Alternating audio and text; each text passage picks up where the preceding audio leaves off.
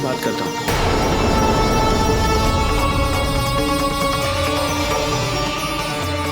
भैरव, पिताजी ने आपको कैलाश की सुरक्षा का दायित्व सौंपा था और आपको द्वारपाल नियुक्त किया था, है ना? किसकी सुरक्षा है तू? आप सबकी। और किससे सुरक्षा करनी है? संकट से। संकट से? आप जानते हैं सबसे बड़ा संकट क्या होता है? जब उससे उसकी स्वतंत्रता छीन ली जाए, उसका अधिकार छीन लिया जाए। जो आप कर रहे हैं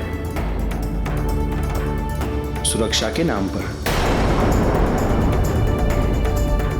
सुरक्षा कैलाश वासियों की सुविधा के लिए होनी चाहिए, किंतु आप तो सभी की असुविधा का कारण बन रहे हैं। महादेव का आदेश है कि मैं रक्षा करना,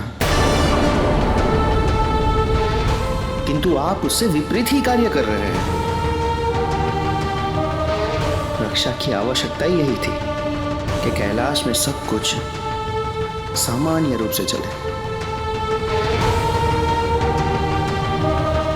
अबाधित, बिना किसी भय के। किंतु आप तो उसमें बाधा बन रहे हैं। कैलाश के संरक्षक के रूप में आपका दायित्व है कि कैलाश को बाहरी तत्वों से सुरक्षित रखना, उनके आवागमन का नियंत्रण करना।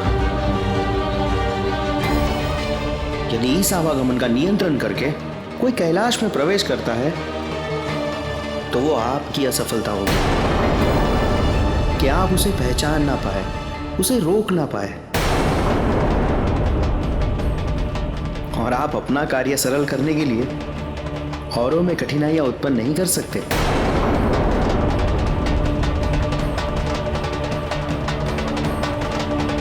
पिताजी को यह कदापि स्वीकार नहीं होगा कि आपने मां का आदेश न माना।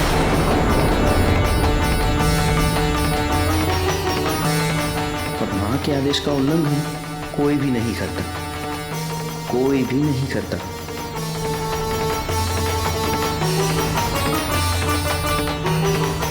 मेरा आपसे निवेदन है कि जब तक कोई संकटपूर्ण स्थिति उत्पन्न नहीं हो जाती,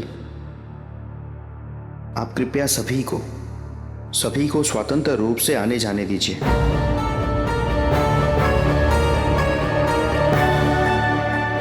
अर्थात ऐसी स्थिति पुनः उत्पन्न होने पर मुझे जो भी उचित लगे मैं कर सकता हूं।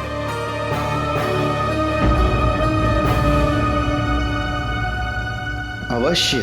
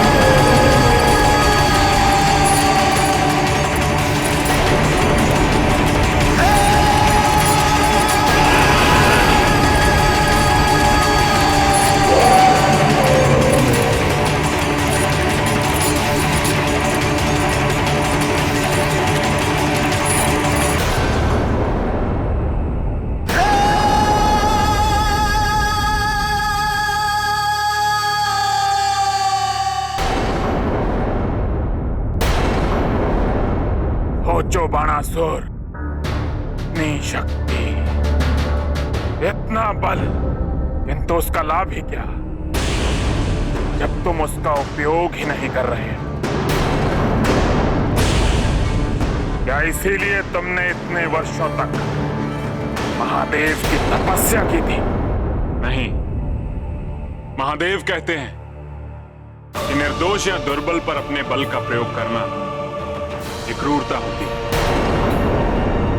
बिना कारण या बिना किसी के आक्रमण किए स्वयं उस पर आक्रमण कर देना ये उचित नहीं है।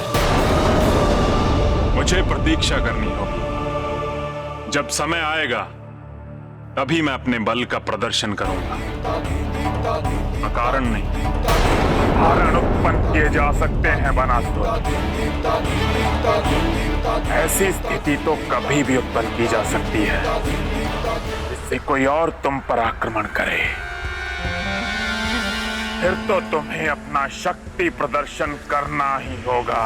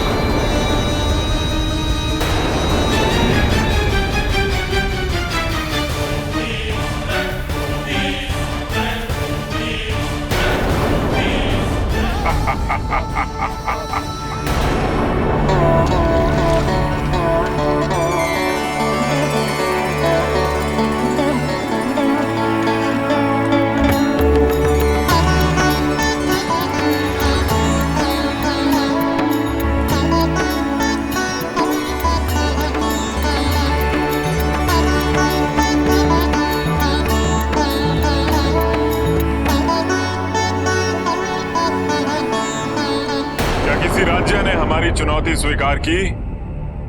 नहीं महाराज। ये कैसे संभव है? राजपुरोहित, ऐसा क्यों हो रहा है? क्या सब मेरी शक्तियों से इतने भयभीत हो गए हैं? ग्रह नक्षत्रों की स्थिति क्या कहती है? आपको किसी राज्य से कोई उत्तर नहीं मिलेगा महाराज, क्योंकि प्रजा को यह ज्ञात हो चुका है कि महादेव स्वयं आपकी रक्षा कर रहे हैं। और ऐसे में आपकी चुनौती स्वीकार करके युद्ध आरंभ करने की मूर्खता कोई भी नहीं करना चाहेगा महाराज।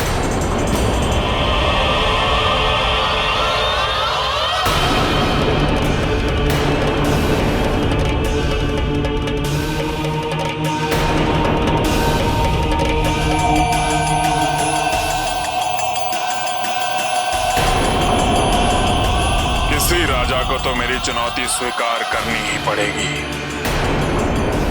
अन्यथा मैं युद्ध किससे करूंगा? अपनी शक्तियों का प्रदर्शन कैसे करूंगा? और अपना सामर्थ्य कैसे स्थापित करूंगा? अपने इस प्रतिष्ठित कुल में मैं स्वयं प्रतिष्ठित कैसे हो पाऊंगा? मेरी ये इच्छा बिना युद्ध किए पूर्ण नहीं होगी। लगता है एक बार और संदेश भेजना होगा, किंतु इस बार समस्त लोगों पर सबको ये बताना होगा कि इस बार मैं बिना महादेव की सहायता के स्वयं युद्ध करने के लिए तत्पर हूं। यदि किसी में सामर्थ्य हो तो स्वीकार करे मेरी चुनौती और आक्रमण करे मुझ पर। क्या आपने इस निर्णय के संबंध में महादेव से चर्चा की है महाराज?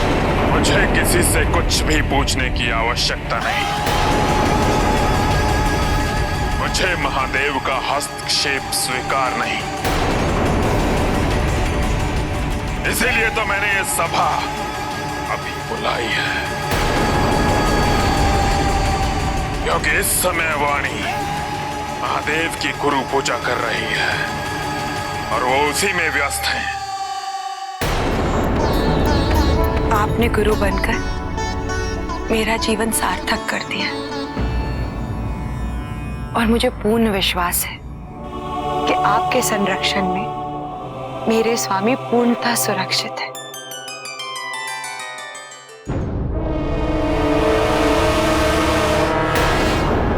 महाराज की जय हो। महाराज, अभी अभी सूचना मिली है कि एक पड़ोसी राज्य की सेना आक्रमण करने वाली है। उत्तम, अति उत्तम।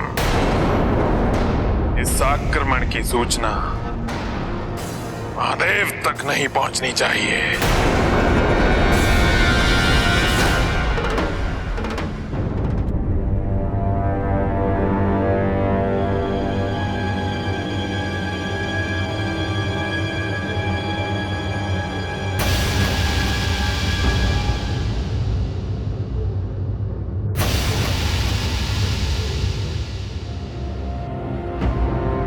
आदि शक्ति पर आक्रमण कर उन्हें पकड़ने की जो योजना है वो हमारी सबसे बड़ी मूर्खता सिद्ध होगी।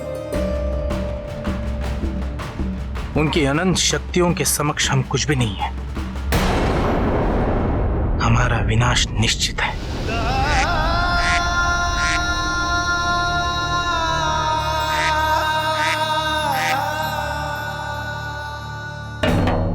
महादेव को जब तक बाणासुर आने के लिए नहीं कहेगा वो नहीं आने वाले, और ना ही यहाँ कार्तिकेय और गणेश है।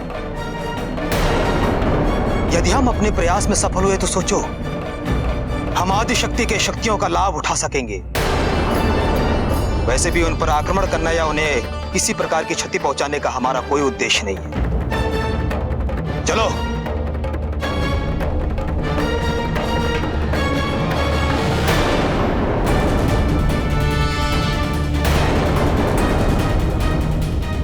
माता, हम आपसे निवेदन करते हैं कि आप हमारे साथ चलिए। कहाँ? हमें आपकी शक्तियां चाहिए। तुम सब अपना और हमारा समय व्यर्थ ना कर और हमारा मार्ग अवरुद्ध ना करो। हमें जाने दो। यदि आपने हमारा निवेदन स्वीकार नहीं किया तो हमें बल का प्रयोग करना पड़ेगा।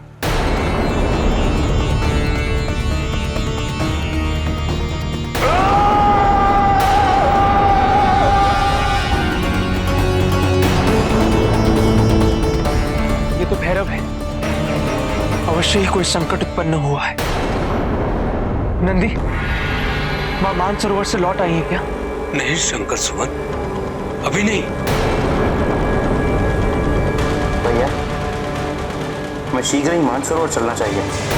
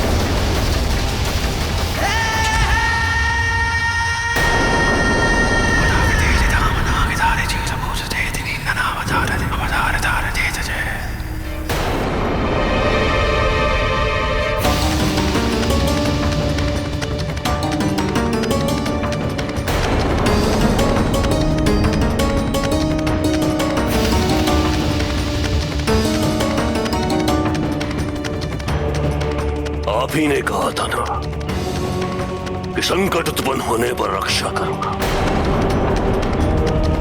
इसलिए महादेव के पुनः कैलाश लौटने तक आप सभी को मेरे नियमों के अनुसार रहना होगा। सभी को मेरे आदेश का पालन करना होगा, सभी को।